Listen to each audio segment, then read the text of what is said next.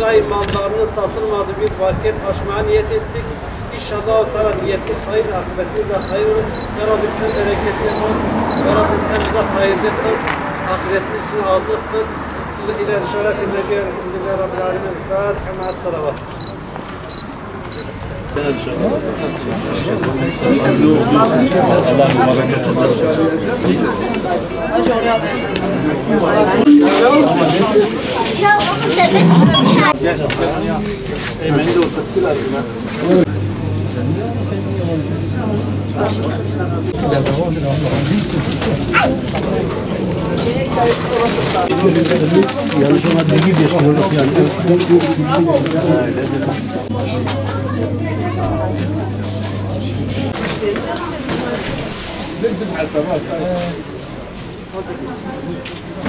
Yeni kurulacak marketin genel müdürüyüm.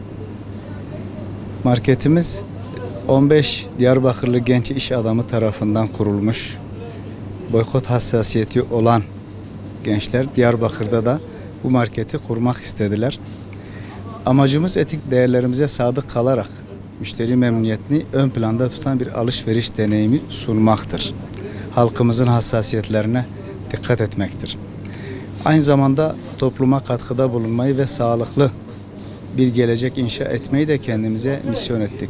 Ticaretin sadece kar amaçlı taşımadığını, aynı zamanda sosyal sorumluluk da taşıdığını göstermek istiyoruz. Burada güvenilir ve kaliteli ürünler bulacak, alışverişlerinde vicdanınız rahat bir şekilde seçim yapabilecekler.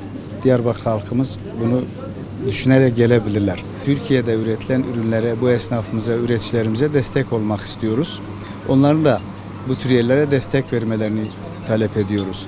Halkımızı da genel olarak buraya davet ediyoruz. Gelip görmelerini istiyoruz.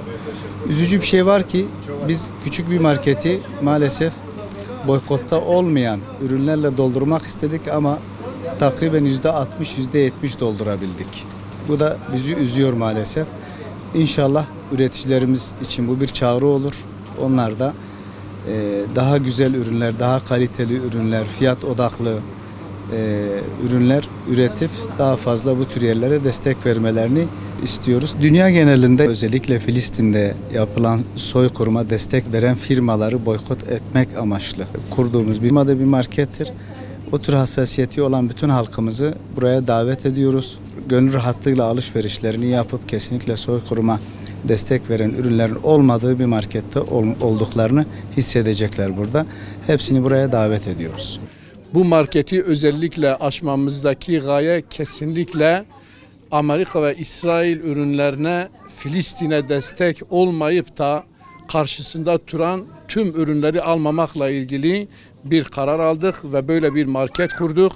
Yerli üretimi tercih ediyoruz. Yerli firmalardan da destek bekliyoruz. Bunu ilk olarak deneme olarak açtık. İkincisi ve üçüncüsü için de daha değişik yerlerde arayış içerisindeyiz. Halkımızdan, özellikle dostlarımızdan talebimiz yerli üretimle ilgili, yerli marketlerle ilgili, yerli ürünlerle ilgili tercihlerinde bulunsunlar. Buralarda alışverişlerini yapsınlar. Demesinler kesinlikle bu yeterli değildir, daha büyük şeyler yapılması gerekiyor diye böyle bir anlayışa girmeyelim. Özellikle küçükten her şey başlar. Biz böyle ilk olarak böyle bir marketler zincirini oluşturacağız. Allah'ın izniyle bunu ilk olarak oluşturduk. Tüm halkımızdan ve dostlarımızdan ve kardeşlerimizden bu tür marketlere desteklerini bekliyoruz. Allah hepinizden razı olsun.